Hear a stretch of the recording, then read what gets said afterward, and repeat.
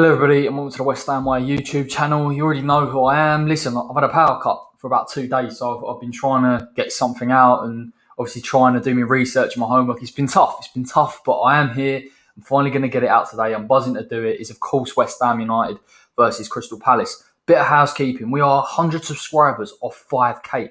Unreal. We're doing unreal. But make sure you smash a like and make sure you subscribe if you're new as well, because we're getting so close now. But before sort of bang on about all that rubbish admin work, let's get into the game. West Ham United versus Crystal Palace. It's an interesting game. Palace obviously coming off the back of a draw against Tottenham Hotspur, a 5-1 victory over West Brom, 10-man West Brom. West Ham on the other hand obviously got back to winning ways, beating Leeds United 2-1, albeit there were a lot of missed glaring chances, but overall we've got to be happy with the performance. I'm interested to see, I really am. Obviously West Ham now being in that 4-2-3-1 shape, how we're going to come up against a Palace side that possibly get overlooked in terms of their attacking ability. Obviously Roy Hodgson is a pragmatic manager, but he's got a number of decent attacking players now, and I'm seeing things from that Palace side that shows that he has got that attacking initiative and he has got that awareness to change it and create chances, something that we're not necessarily used to seeing. And fair play to him, got the point over Spurs. It's a big point for them. Let's get into the predicted 11. Let's obviously start with the opposition as ever. Vicente Gaeta is going to be in goal for Crystal Palace in a 4-4-2 formation. Really impressed with this guy. I think for a number of seasons now, he's been fantastically consistent. Great shot stopper. I know people will look at that Harry Kane goal and say, could he have done better? But again, it's swerved. But there was some magnificent saves in there. Again, I suppose the way that Palace play, you're not looking too much at a keeper playing out from the back or in terms of distribution to either wing. He's very good at what he should be good at, and that's keeping shots out. So it's going to be difficult to get past him, of course, but I do believe West Ham, there are areas that Palace defence that I think we can hurt and little spaces in front of that defence that we can exploit. So let's make it tough for him. Going to right back. Now, this man is, I wouldn't say a renaissance, that's probably a little bit too strong, but certainly, listen, he's had multiple injuries at both Bournemouth and Liverpool. He's clearly not the same player that he was when he first came to Liverpool, when he was at Southampton as well. Nathaniel Klein playing at right back, brought in on a short-term deal. Again, he hasn't played too much for Crystal Palace so far this season, but actually from what I've seen of him, I think it suits him, this Palace side, if I'm honest. When he's allowed to be defensive, he can be, and obviously they keep that strong back four shape, but less so than Leeds, particularly with both fullbacks. They're not looking necessarily to completely concede the width. Of course, they'll go and push them. Palace will look to try and keep West Ham in wide areas, slightly out of the final third, and you'll be looking at the likes of Creswell possibly in this game to try and get forward and create something and cause them some issues when that back four is trying to get out. But certainly from both perspectives with Van Aanholt and Nathaniel Klein, they'll get forward when Palace have the ball, and it's interesting to see when some of the attacking players, Zaha, Eze, Schlupp, when they start to come a little bit central. I think Hodgson decides that obviously the fullbacks can use the width, get beyond and stretch opposition defences. And I suppose now West Ham in this back four again, it is something that Hodgson could look to use. So don't rule out Nathaniel Klein. Still got enough quality for me to hurt West Ham, particularly if Creswell decides to push up and West Ham have possession. Now, you'll all remember this man, Czech Kuarte. Listen, what a guy. Obviously played for West Ham for a number of years. It was fantastic for us, obviously, in the first few seasons, tailed off towards the end, as we know. He transitioned to a centre-back. He's obviously kind of had that in his locker, the height, his general athleticism. I thought against Spurs on a few occasions as well, and you'll see this with the Palace defence. They'll try and push out. They're not looking to sit as deep as people make out. They're a defensive side. They will try and push out quickly and make sure that they're not stuck behind the ball. But a couple of times I look at Czech, and I think maybe he can get beyond the mobility. Of course, it is there in the physicality, but I just think he struggles a little bit with that movement, particularly runners off him. So again, it is a job for Haller. Can we see that side of Haller's play? Could we see Jarrod Bowen maybe playing in a little bit more an advanced position in those central areas and trying to stretch those centre-backs? But for me, good in the air. Unfortunately for West Ham, our strength is set pieces, and so Crystal Palace tends to be very good at defending them. So it could be one of them games from open play that West Ham have to try and open up Crystal Palace. I will be interested certainly to see what David Moyes' tactic in dealing with that is, and maybe how West Ham can try and hurt them in different ways. Again, another astute signing from Crystal Palace is, of course, Gary Cahill. Brought him in from Chelsea. Obviously, there's high wages involved, but astute, clever, a good, experienced centre-back, a leader, good in the air. There's no surprise at what they're good at. The Crystal Palace defenders is. the defensive shape generally. They don't like to concede space in any case. When they shift over as a back four. Of course, that means that if there are overlaps from West Ham's side, if we can maybe stretch the play in terms of having a wide player on the left or the right, we can hurt them. But generally, the movement between them is quite good. Cahill and Kouyaté will look to try and restrict the amount of space that is between them. Having said that, of course, and I will get onto this with the two sort of central midfielders for Crystal Palace, they are drawn sometimes and they do have to try and go out and win that ball because there is no alternative. And if West Ham attack with numbers, particularly in the way that we did against Leeds and something that West Ham have done throughout this season, we can exploit them. That is an absolute fact. I really rate this player. Patrick Van Aanholt has been fantastic for a number of years. We know his strengths going forward. He's aggressive. He wants to win the ball down that left-hand side and drive. Now, one thing I will say about both the fullbacks, like I've said, when Palace are in possession and they're in that final third, of course they've got the licence, both Klein and Van Aanholt, to get forward. Typically, though, of course, if they're conceding possession, they have to sit a little bit deeper. I look at Van Aanholt. He's more of the guy that goes and tries to win the ball, probably purely because he's got the pace and the ability to beat a man. Very, very impressive against West Brom as well. Gets to the byline, drags it back, creates chances, and obviously Palace will have four key players that I'll explain that will be there to be the recipient even of that service. But listen, good player, good going forward. Defensively, possibly can be got out if he's a little bit too aggressive. It's going to be interesting to see that battle between both him and Jarrod Bowen. Both got good pace, both got good work rate. I think it'll be a case that if Van Aanholt pushes forward and West Ham can catch him in transition, that Bowen could benefit from that. But again, it is difficult to catch Palace out of shape because they're so well drilled and so well organised. So it is a case of West Ham being a little bit more offensive-minded and trying to overload those areas and put pressure on their back four and use mobility to hurt them. Now, that is the back four. I'm really interested to go into the midfield. And this guy, of course, for me, has been incredibly impressive for Crystal Palace. And someone that doesn't really get the plaudits. I do understand that to a degree. You've got Eze, Zaha, even Benteke scoring goals recently. So there are players that are more prominent in that. But listen, Schlupp's role can't be overlooked. He's pacey, he can get beyond. Earlier in the season, you see him against Manchester United down that left-hand side. He can take on a man and beat him and get across, and use the width. But actually, the way that Hodgson's using Schlupp at the moment, particularly almost in a 4-2-3-1 a little bit, when you've got the likes of Zaha, Eze and Schlupp. Schlupp's coming quite central and trying to pick the ball up in those areas and take players on and link up with the likes of Benteke. And I think he's looking a very good player, looks to link the play.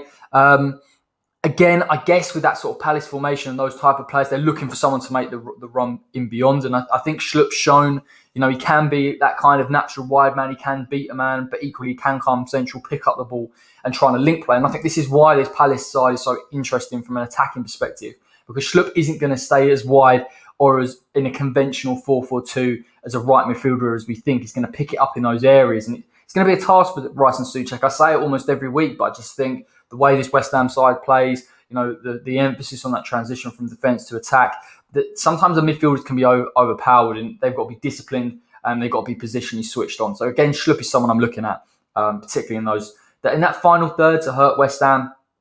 I think the defensive midfielders, of course, have got to protect both Balbuena and Ogbonna. Now, the midfield, interesting. You've obviously got McCarthy. He's going to sort of come on this right-hand side, and then you've obviously got Milivojevic. And I kind of put them in both the same bracket here a little bit. Obviously, Milivojevic has got a free kick in his locker, is a great penalty taker. Discipline-wise, I've seen him a few times over the years pick up red cards. He's a bit by the by. I don't really want to get into that type of thing. But it is interesting, they're not naturally deep-line midfielders. They're not pivots, but equally they're not going to push as high as we saw from Leeds' number 8s. They are functionally, within this Palace side, their role is to support the attack when they can, but obviously not to be too advanced and keep the ball. Defensively, their role is to try and get back and stop the opposition team progressing with it too much. On occasion, you'll see one of them drop a little bit deeper and the other one go and push. And I think that's why when you see a team that can attack with numbers, that they find space in those pockets of space just in front of that back four, because these Palace midfielders are being asked to do a lot. And in some ways, not a lot to affect the game. They're not defensively going to be deep enough to stop West Ham, in my opinion, even if a McCarthy or a Milivojevic sits a little bit deeper.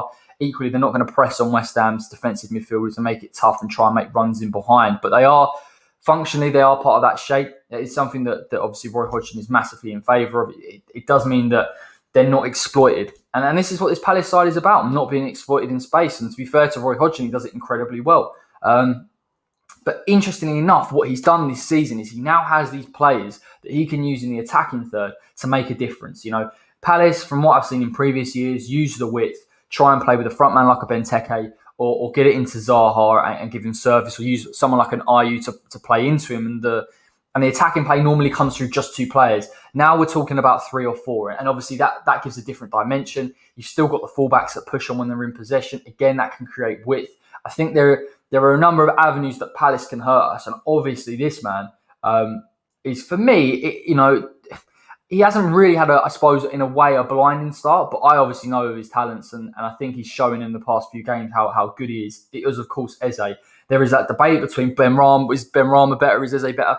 To be honest, in this sense, I'm not really too fussed. I think Eze has shown his worth, particularly in the Premier League. Really strong ball carrier. I think that Zaha is benefiting massively off that left-hand side. And we'll talk about Zaha's ability to drift from positions and pick up the ball. But Eze, in this system, Hodgson's found a way to allow him to come central and be comfortable in the areas and drive with the ball. I think probably the concern from Palace fans may have been, and he wasn't playing for a long period of time as well. Does he fit into this side? Has he got the defensive work rate? From what I've seen, he will come a little bit, in his defensive shape. He will cover for Van Aanholt if they come into a central back 4.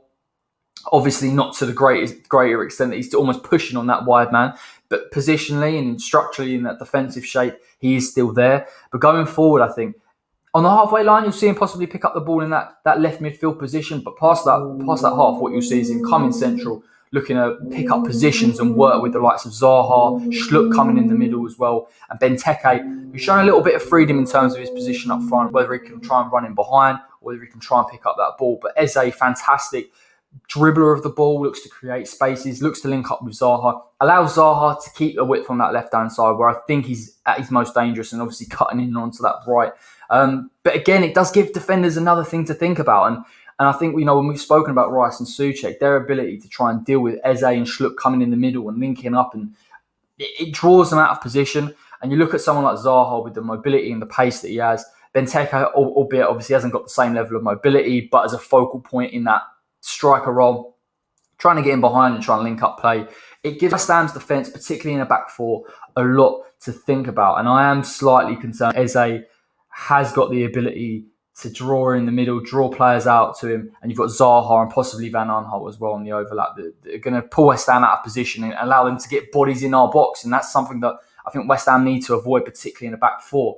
Now, we're going to go to the strikers, of course. I have mentioned it was, on paper, it's a 4-4-2. For me, it's more of a 4-2-3-1, a little bit, depending on how Zaha plays. Obviously, he's got that sort of positioning where he can move in and about. But obviously this man, and he's come under a lot of criticism, in recent years, and quite rightly. He was on a big price tag, big wage, and he doesn't get enough goals. But I think in these past couple of games, and always has been the debate with Benteke, when Sam Allardyce come in with Palace, get the service into him, and invariably he will score. And I think because he's gone so long without service and he's not getting that crucial goal that he needs for his confidence, I think what we're seeing from him is, a dip in form. But certainly in these recent games, particularly against West Brom, he's got the goals. A really, really good finish for the second goal against West Brom as well on the edge of the box. I think when he's got players near him that can try and link up play and draw others out of position, you're giving Benteke a little bit more space. When he's been in a more functional system where they look to try and play a more conventional 4-4-2, I think it's easier to mark Benteke. He isn't going to stretch defences. He isn't going to come out wide.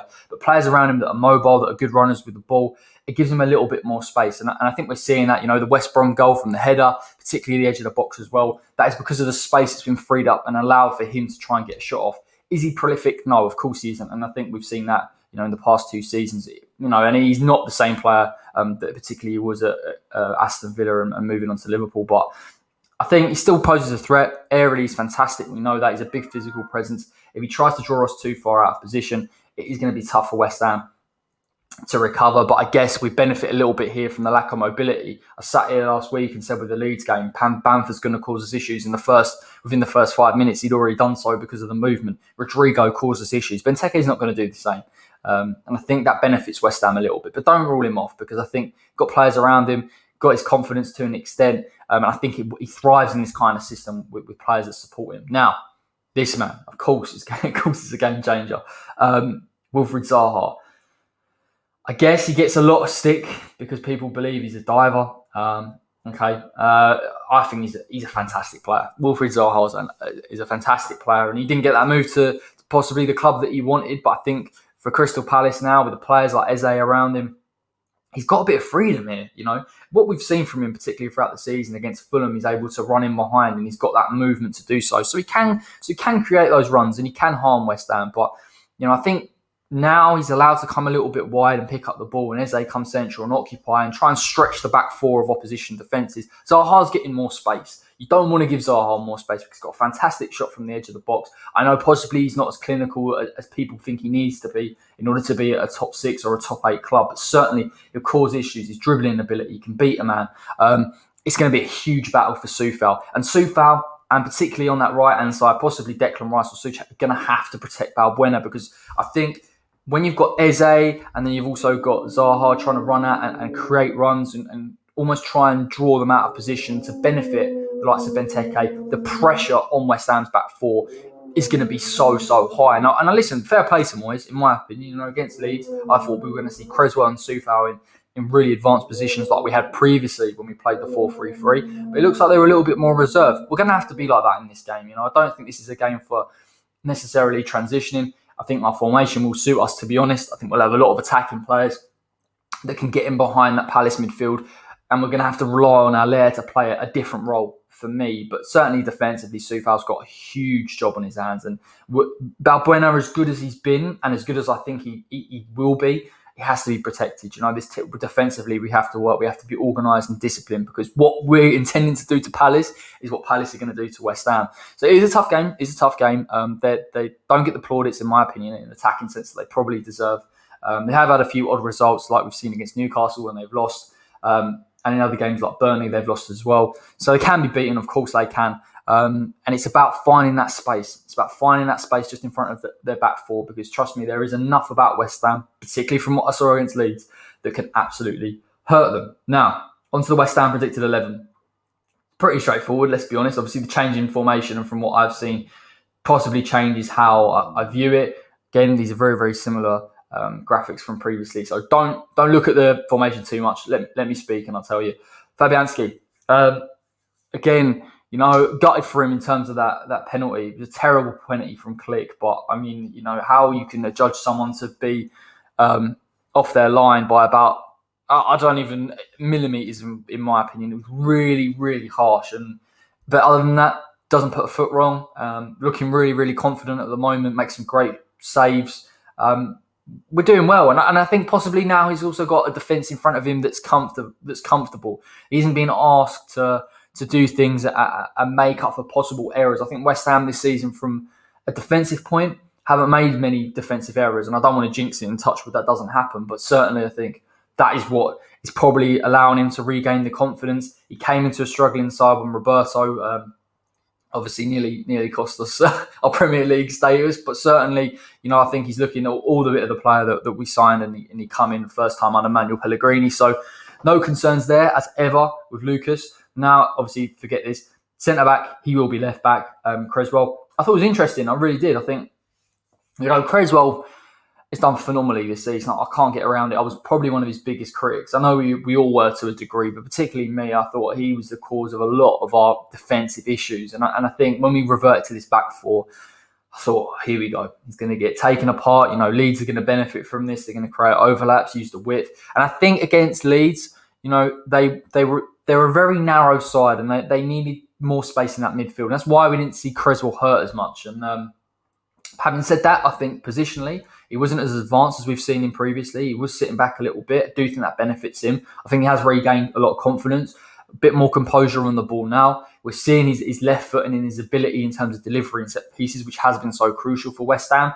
Again, I think this is a game where I don't want him getting drawn out of position, and I don't think he will be. But I think he has to be switched on, particularly to that overlap if someone like Klein advances. If Schluck tries to stay on that right-hand side and they create the width and Palace have possession. I'm not sure how this game is going to go. I wouldn't say Palace and West Ham are the most possession-based sides. So whoever wins it, it could be a bit transitional. But I think just keep your position, Creswell. If we can get into set pieces, it will be tough to hurt Crystal Palace, if I'm perfectly honest. But like we've seen, we're one of the best offensive teams from set pieces. So you can never say never. But fair play to him. Fair play to him for his upturning form. And certainly, I think he's shown a little bit in that Leeds game that will be fine at left back. Now, on the right-hand side, Fabian Balbuena.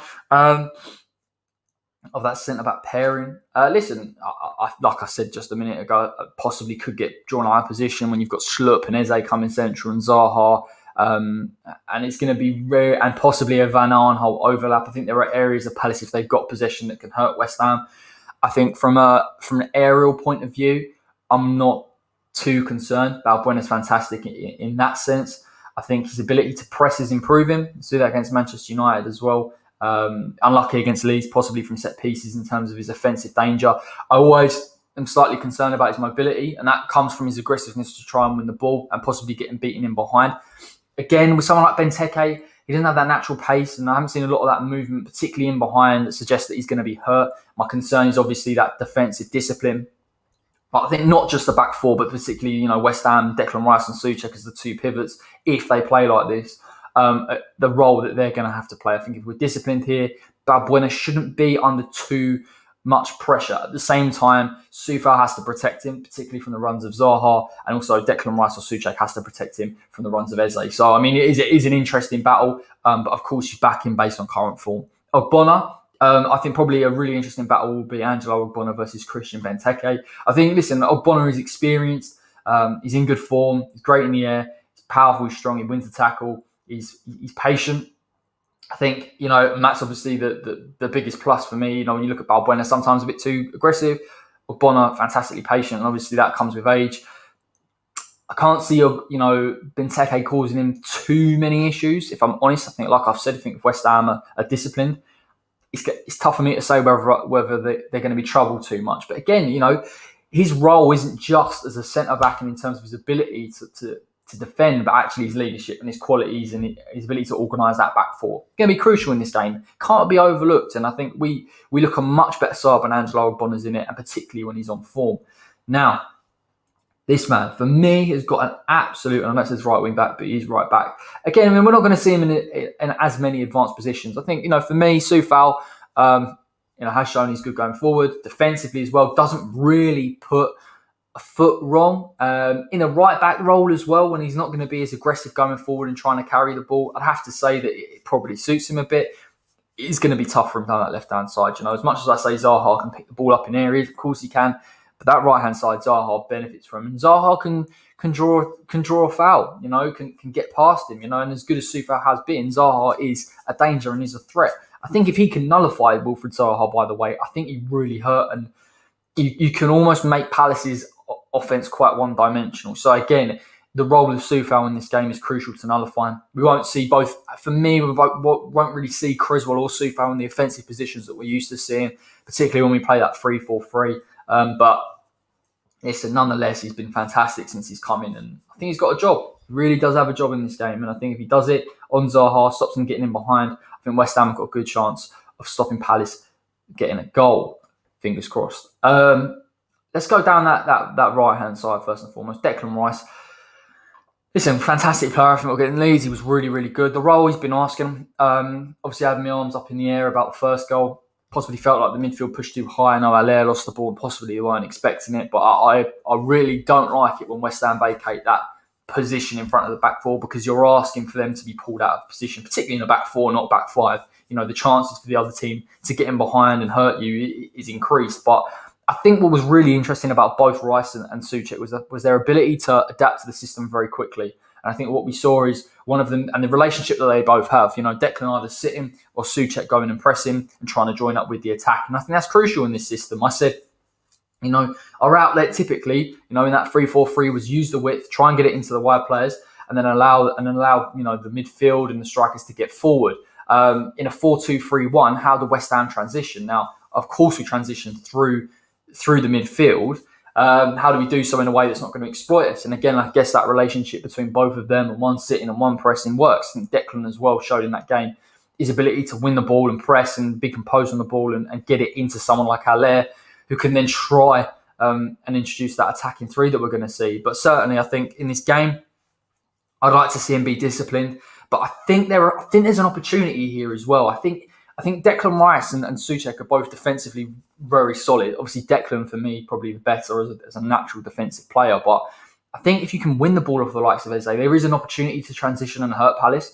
They make it very, very hard because of their shape, and will only commit probably in offensive areas where they feel like they're going to get the ball, not be hit on the counter. You don't really see Crystal Palace getting hurt on the counter attack because they are so defensively organised. But I think what we've seen from Rice is ability to carry the ball, the composure. I think if we can win the ball off the likes of Eze, and I particularly look at someone like MacArthur and Milivojevic, if we can get the ball in behind to the likes of Haller or a Benrahma or a Jarrod Bowen, they are going to get space. So I think there's an emphasis on Declan Rice in this game, not only to be defensively organised as ever, but to use his composure and his ability and his distribution to find the attacking players and to get in behind that midfield two. Because I think once you get in behind that midfield two of Crystal Palace, you can start to try and hurt that defence and use mobility and draw them out of position. Despite being very good at it, I think there is the chance to do that. So there is an emphasis on Declan to be both defensively minded, but I think we're going to see a little bit more from him in transition in this game. Souček, I think for me, the role of Thomas Souček in this game, are we going to see him be able to get forward as much? Possibly not.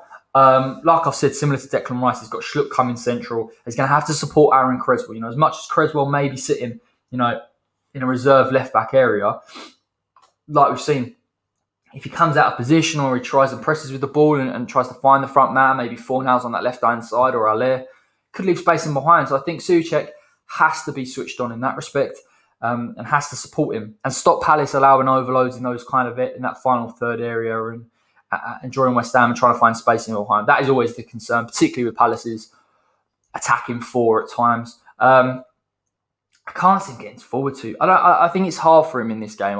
Souček isn't as good as a player as Souček is, of course, and as much as the late runs can hurt teams, I worry that by him trying to make a late run into the box, that we're going to get too exposed. And I feel like Declan Rice, as a fantastic defensive player as he is, if he's got Eze and Zaha coming into the middle and Schlupp trying to affect him, he could have possibly a little bit too much to do. And I think it could be a little bit unnecessary. So just from what I've seen, I think defensive organisation, particularly with the two pivots in this situation, is what we need. And we can really nullify Palace like that. There's no need to try and make it too easy for them or try and give them too much space, because I think they can ultimately benefit from it, but even from distance. You've seen Benteke, Wilfred Zaha, so no need for me. No need.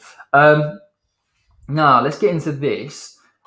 Obviously, David Moyes has found a way of accommodating both Pablo Fornals and Said Benrahma in the same side. Fantastic, brilliant. For me, it's interesting to see how he sets up, with those kind of midfield three. I haven't seen West Ham in a 4-2-3-1 under Moyes before, so I was intrigued to see what he did.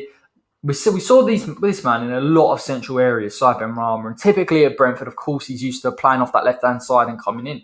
I thought he was fantastic, Benrahma. I thought he was really, really good in his first start. Of course, I knew he could beat a man, and I think when you restrict him to that kind of wide area, you think, okay, he can beat a man, he's got good quality service, that's what we need. But actually, even as a 10, his ball retention, his mobility, the runs he makes, his ability to link up with Haller. And I know Haller had a poor game, but we've seen him improve over recent weeks. If he chose a bit of that in this game, I think you've got the opportunity to give it to him.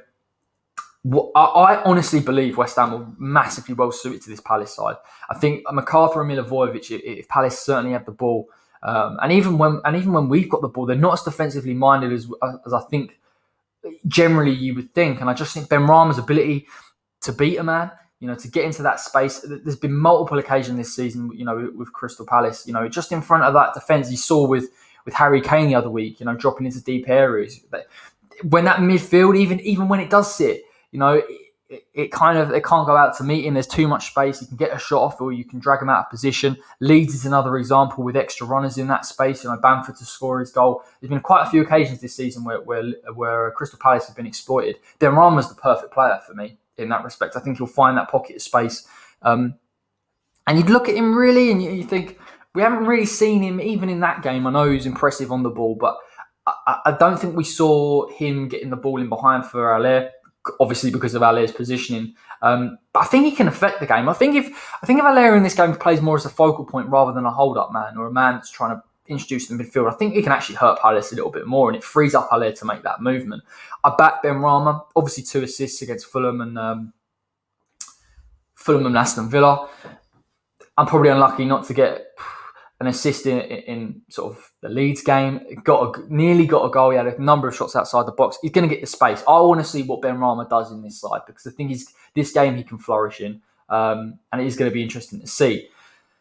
Now, of course, the change in position means that Fornals is still in the side, but he's on that kind of left-hand side of an attacking 3. Seen him pull to the wide areas, I think probably naturally, because that's where we see him for West Ham in that 3-4-3. I think he probably suits a 10 role more. I don't think it matters too much in this instance. I don't, because they're not as defensively minded, not a real natural pivot, Milivojevic or MacArthur. You do look at someone like Fornals to pick up those positions and can find space. And listen, one thing I will say about Pablo Fornals is, if you give him the space in the final third, normally if there's a runner on, his final pass is very good. We can talk about his missed chances and all that type of thing. I'm not sure he'll get that in this game just because of the organisation of Palace, but certainly I think he can link up play, and there'll be an emphasis on him to try and find the front man in Haller, possibly to link up as well with Said Benrahma, to try and maybe draw that Palace defence out of position. But again, it relies on Haller to make that movement in behind. He has to do something that we're not used to him. We haven't seen from him. I guess this formation benefits him massively. He's got players around him that can support him, that he doesn't have to drop into too deep an area, and I wouldn't expect him to do either in this game. Interestingly enough, and I think because of this change of formation and West Ham becoming a little bit central, you're seeing Jarrod Bowen in those kind of pockets. Obviously on the right-hand side, he massively prefers coming off onto his left foot. I completely understand that. Again, it's the same thing.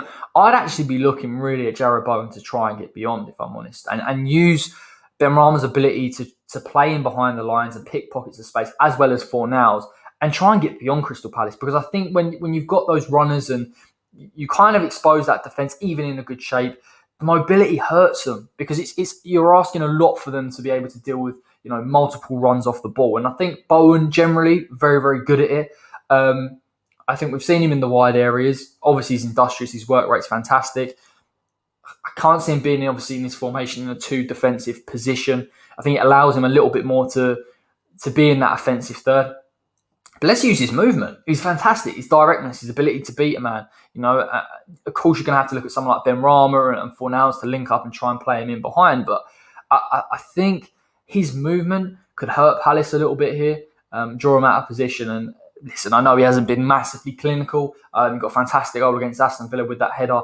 And sometimes his decision-making from a fan's perspective is not great, but I think he's going to get chances in this game. And I think, listen, if he comes onto that left foot, I back him. I'll back him on that left foot. But he's got to be decisive, mate. He's got to be decisive. And possibly we look at Jarrod Bowen to make that movement if Haller can't. Then, of course, given that West Ham only have 1 striker, hopefully we sign someone. I wouldn't be too optimistic with our board next month. But obviously, Sebastien Haller comes into the side as he did against Leeds with Antonio's injury.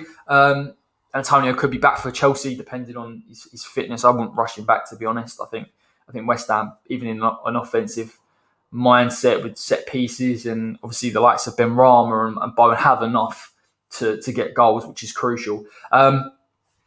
Haller in this side, against Palace, I don't think we really use Haller, to be honest, in an aerial sense. And last season he won the second highest amount of headers in the Premier League. Fantastic stat. I'm not sure whether it was massively collaborative with the players around him, but Palace are a tough team to play in that sense. I don't want to be playing deliveries into the box. I know there's been instances this season, the likes of Zuma from set pieces got on the end of them, but generally I think, unless you hit Palace really on the counter and you've got space in behind and the transition's very quick, when they're in shape, it's very, very difficult, And obviously you saw with Tottenham, didn't get too many chances. I know Harry Kane got 1 chance. But other than that, I think teams know that is Palace's strength. Now, then you've also got the idea that Haller obviously comes into deeper spaces. For me, in a 4-2-3-1, we shouldn't really see Haller in too deeper space. I understand against Leeds because of that they dominate possession and push us back. Palace, I think less so, if I'm perfectly honest. He can find us, I guess, those pockets of space, in front of Crystal Palace. For me, I don't want him to be, dropping into those areas in front of Palace's back four, because I don't believe he's got the ability to necessarily beat that Palace defence, that strong defensive structure, and get a shot off. I can't back him to do it. It's not to say that he can't shoot from outside the box. We saw that against Sheffield United. That was a little bit different. We were on transition, and Sheffield United weren't in space. But Palace invariably are always in space. They're always in structure. So again, probably not that type of game for me. We've got to be seeing a little bit of this, like what we've seen, in the highlights of him at Frankfurt. I know it's a completely different ball game and a completely different league. Of course it is. But when he's got players around him, he needs to be a bit more of a focal point. Not necessarily aerially, but just in his runs. And I think Haller generally does make runs. He makes them from too deeper an area where he can't hurt teams. I think this system suits him, if I'm honest. If he can play in an advanced role and try and make movement in behind, and Bowen using as almost like as a secondary run to try and pull Palace's back four out of position, I think Haller could benefit. And that game against Leeds was poor. I can't defend him because I don't believe it was his best game by a long stretch. Possibly one of the worst games I've seen Haller in a West Ham shirt. But again, he's been improving over the past few weeks.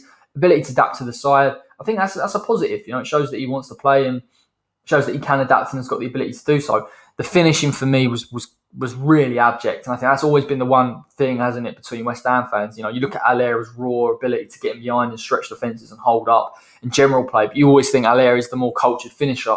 In that game, he just simply wasn't and didn't use his body well enough, and there were a lot of scuffed shots. But I want to see a different role for him in this game. He can hurt Crystal Palace 100%, but he's got to use that forward movement, and he's got to be more offensive minded. And I think that also comes down to David Moyes in terms of the way he sets up with his side and what he asks him to do. West Ham don't need to necessarily retain the ball. Palace aren't going to dominate possession. What we need is someone that can get him beyond. And I think the teams like Chelsea, who beat them 4-0, teams even like Burnley, who are able to put, two strikers and work off one another and create spaces off them, are the teams that beat Palace. And teams that kind of don't get in behind, try and play the ball around, try and keep possession, it suits Palace. It massively suits them. And listen, credit to Roy Hodgson. He's a pragmatic manager. And a manager that, in terms of the way he sets up, knows how to defend. And it's as simple as that. And that's why they're so difficult to counter-attack. And I suppose, again, one aspect don't suit West Ham because we're so used to counter-attacking sides and being one of the best at it. How do you break a side like that down? You use the creative players like Benrahma, Fornals. You use them in front of that back four, and you have to ask Bowen and Haller to make the runs in behind, because West Ham in this game could be frustrated massively. And the worst thing I could imagine is West Ham trying to play the ball around, try and break Palace down, get hit on the counter, and allow someone like Zaha and Eze to get on the ball and find space and get a shot from outside the box. And then they score and they win 1-0, and we're sitting here massively frustrated because we didn't feel like we were the worst team in that game. But that can happen. That's what Palace are exceptionally good at. And I think the quality they've added in Eze, obviously they brought Schlupp in a few seasons ago now, but Zaha, Benteke's returned to form a little bit, Batshuayi off the bench. They've got options. They're not as one-dimensional as people make out that they are. And they're definitely better offensively than people make out they are. And we haven't really even seen them from an aerial sense this season other than against Leeds. So it's going to be an interesting game. If you're going to push me for a score prediction at 38 minutes, if you're still here or you've jumped to it, make sure you like, subscribe to the West Ham Way. Only 100 away now from 5,000. Score prediction. God, I think Palace will score. Possibly got enough to do that, particularly if West Ham are out of shape. I'm going to go 2-1. I'm going to go 2-1, and I'm going to go Benrahma and Bowen to get the goals. I think they're going to get the space that they need, and they're going to hurt them. Said that now, we'll probably lose 1-0, like I said earlier. But listen, I think Moisey if he plays to the strengths of the players that he's got, he does his homework on Crystal Palace, then he'll be able to get a result. But it's going to be one of them. It's going to be a tough game. But for me, against Palace, it still represents a great opportunity to get 3 points if we're switched on, if we're disciplined. Chelsea is a different ball game. Chelsea could see a bit of a return to possibly even a back five, a 3-4-3. I'm not sure how he wants to play it or whether we even have the players to do so without Masuaku, but certainly So if West Ham get 3 points here, we build on what we've got. We're already, I think, 6th in the league. It's 23 points, nearly towards the end of December. Chelsea's a tough game, and then you've got Brighton and Southampton, which for me, Southampton's a tough one, but Brighton we can get a result from. So it's all positive at the moment. I think West Ham are doing all right. But certainly an opportunity to get a result in this game. So before I keep rambling on, thank you so much for joining me for this predicted 11 and score prediction video. I am going to be back this evening when this video is actually released to do a fan's voice. So it'll be a live fan preview then. We're going to have 5 guests on tonight, so obviously the more people on there, the better.